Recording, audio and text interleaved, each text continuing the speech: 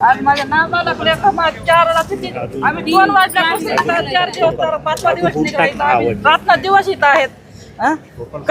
काय करायचं? माझा मिस्टर माझ्या समोर मला हजर पाहिजे, असं हवा असं पाहिजे. माझा एकटा कमवता होता माझा मिस्टर माझ्या घरामध्ये. आज आम्ही 5 जण एकाच्या जीवावर खात होतो तेवढे असे. काय करायचं? माझ्या मुलीचं शिक्षण, माझ्या मुलांचं, माझी मुली लग्नाला आल्या तर मी काय करायचं? त्याच्यामध्ये रुपयाची कमाई कुणाची नव्हती. माझ्या मिस्टरांची एकट्याची घरात कमाई तेवढी होती. आज 4था दिवस झाला आम्ही नेत्राला नेत्र आमची नजराला नजर अशी तिकडे बघायला कुठून निघतात म्हणून. आम्हाला तेवढंच पाहिजे का आमचा माणूस आम्हाला इथं हजर पाहिजे माझ्या पुढं. असं काय करायचं? मी कसं करायचं? कुठून ना काय करायचं? माझ्या लेकराचं कसं हे करायचं? मी आज 4-5वा दिवस निघलाय नाही तर रात्र दिवस आम्ही इथं आहे तर की इथून माणूस दिसन का तिकडून दिसन का असं लेकरा नुसते असे गावरं बावरं झालेत असे. आज किती वेळात होईल सर? आज आता दिवस पण आता आम्ही आता इकडे होते समजलं नाही नेमकं कुठं. पण आम्ही पहिल्यापासून सांगतो ना, प्रत्येक माणूस म्हणतो की इकडचे आहेत मनुष्याने इकडून काढायला चालू करा. कोणी ऐकलं नाही आमचं. आतापर्यंत ते खुले झाले असते. टाकी काढली कसं तिथं सगळं पाणी कसं काढणार आहे? रस्ता तोच होता खालचा. नाही दिसल सगळं आपल्याला. 4-5 वाजेपर्यंत वाट बघा. आता पाऊस नाहीये ना, त्यामुळे सगळं स्पष्ट होईल. फक्त तो स्लॅब काढू द्या. पाऊस असता तर लय अडचण झाली असते. स्लॅब मध्ये नाही ते इकडंच आहेत. इकडंच प्रत्येक माणूस म्हणते त्याच्या कामगार इकडंच आहेत म्हणले तेवढ्याच मामा तितक्यातच आहेत. इकडचं पण काढायला इकडचं पण तेवढ्याच कचऱ्याच्या ढिगाखाली आज 4था-5वा दिवस निघलाय. माणसाला 1 तासभर उभा राहावं वाटत नाही. असं घंटाभर राहता की ते कचऱ्याच्या ढिगाखाली माणूस म्हणल्यावर कसं झालं असेल ते. आता तिकडे बघायचं तुम्ही 10-12 मशिनी लावलेल्या आहेत. समजा ना आपल्याला आज कितीपर्यंत होणार असं ते. संध्याकाळपर्यंत आज सगळं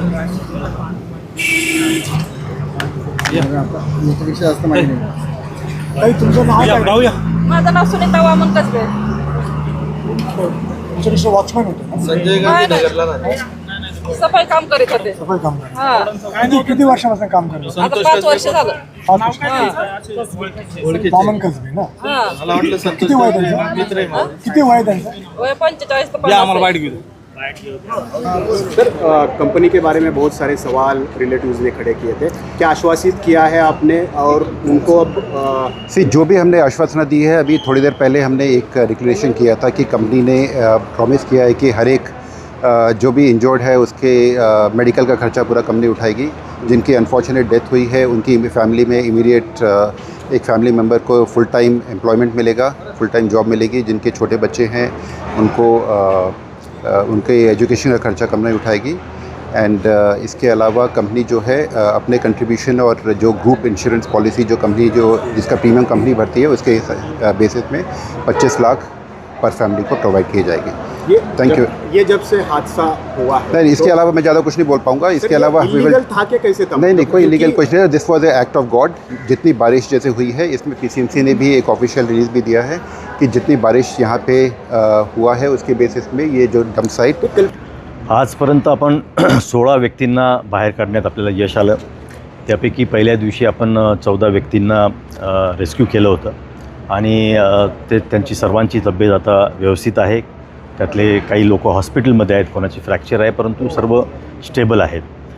काल आपण आणि जे 2 काल एक आपण एक व्यक्ती यांना रेस्क्यू केलं, परंतु दुर्दैवाने ते मृतावस्थेत आपल्याला सापडले. आज पण एक आपण रेस्क्यू केला, परंतु ते पण मृतावस्थेत सापडले. आता 6 लोक आता अजून 6 व्यक्ती या बिल्डिंगच्या आपल्याला आतमध्ये आहेत आणि एक व्यक्ती जिथे प्रवेश करताना जिथे कचऱ्याचा ढीग आहे तिथे एक व्यक्ती आहे, तिथे पण शोध चालू आहे. आता NDRFने आपण बघताय की सकाळपासून त्यांनी जो वरचा स्लॅब होता तो तोडला, आता खालचा स्लॅब तोडला. त्यामुळे आता त्यांना अजून 2 व्यक्ती लोकेट पण झालेले आहेत आणि तिथपर्यंत पोहोचण्याचा ते प्रयत्न करत आहेत.